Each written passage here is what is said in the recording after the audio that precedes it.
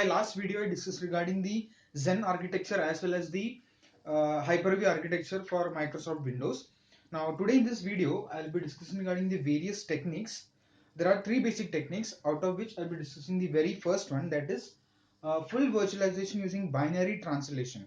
Now there are two more techniques to this, that is the OS assisted and the hardware assisted virtualization. So all these are the techniques for doing the virtualization, whether you want to do it in a full manner or it in a partial way.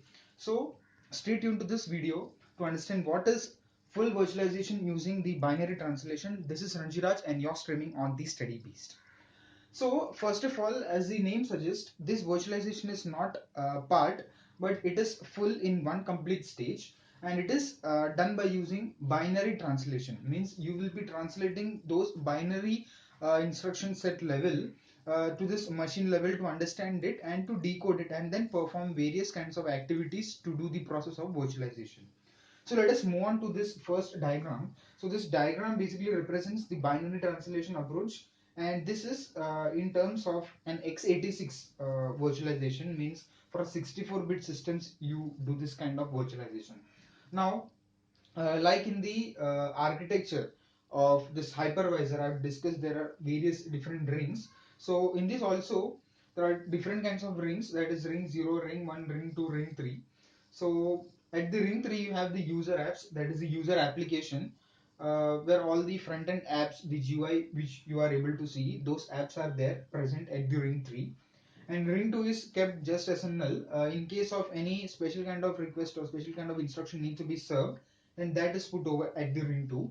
Then you have at the ring 1 you have the guest operating system, and at the ring 0 you have the VMM, that is the hypervisor itself, that is the virtual machine monitor. And then at the lower level you have the host computer system, that is the system hardware or the computer system hardware. So like in virtualization I told, there will be two kind of operating system. One will be the guest operating system and another is the host operating system. So what happens is that whatever user application or user does or user privilege instructions are set to the system hardware for doing that particular kind of activity is directly executed. So direct execution of user request is served at the host computer system. Whereas if any activity, that is if you want to perform any guest OS, like suppose you have a Windows terminal, and that terminal is by default having the Windows operating system. Now in that if you want to use as a guest operating system for the Linux, then that would be your guest operating system. And if that guest operating system wants to do any kind of system level activities or to serve any do the task at the system hardware, then it needs to do the binary translation of that particular OS request, since it is from within that operating system. Then you have to, that is, go to the VMM, that is the hypervisor virtual machine monitor, and from ring 1 it has to go to ring 0, and from ring 0 it will go to the host operating system. Now in this process of translation it converts those binary set of instructions to machine understandable language, and then VMM will communicate it to the host computer system hardware. So this is like a complete round of full virtualization you are doing, and no need for any hardware assisted or OS assisted kind of virtualization for doing this. Then if you do that, then that would be like a moreover like a turnaround process, or turnaround time will be more to this, that will be in addition to this process. So let's understand what is written over here.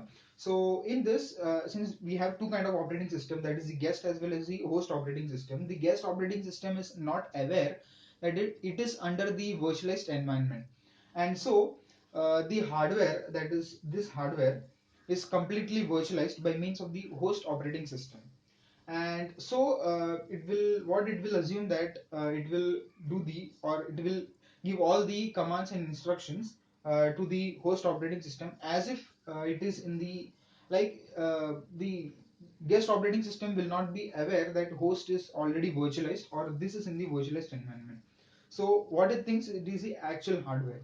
Now like in this kind of virtualization there may be many kind of instructions, privilege level instructions, and so non-virtualized instructions would be there, as well as virtualized instructions would be there. So non-virtualized instructions are mainly translated and it will be converted to a kernel level code.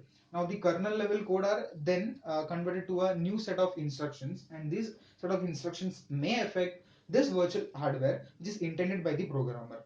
Means the programmer wants it to change or affect the virtual environment or the virtual hardware in such a way that those sensitive or the privileged instructions are handled carefully, and each and every instructions need to be passed through this kind of mechanism. Like no, what you can say, no delay or no missing out of any instruction should be there in this kind of virtualization. Now this kind of virtualization, since it is full, does not require any kind of OS assisted or hardware assisted virtualization, and so this kind of virtualization provides you the most isolation, security, as well as easy migration and portability of all the instructions and all the set of activities to this kind of process.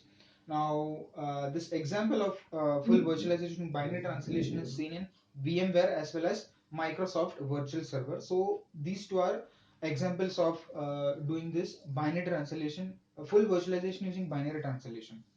So, well, that was all about this topic, that is full virtualization using binary translation. So, in my next two videos, I'll be discussing regarding the OS assisted virtualization and hardware assisted virtualization. So, hope you enjoyed this video, found this video helpful. Please hit the like button, and if you haven't subscribed to my channel, please subscribe. Thanks for watching this.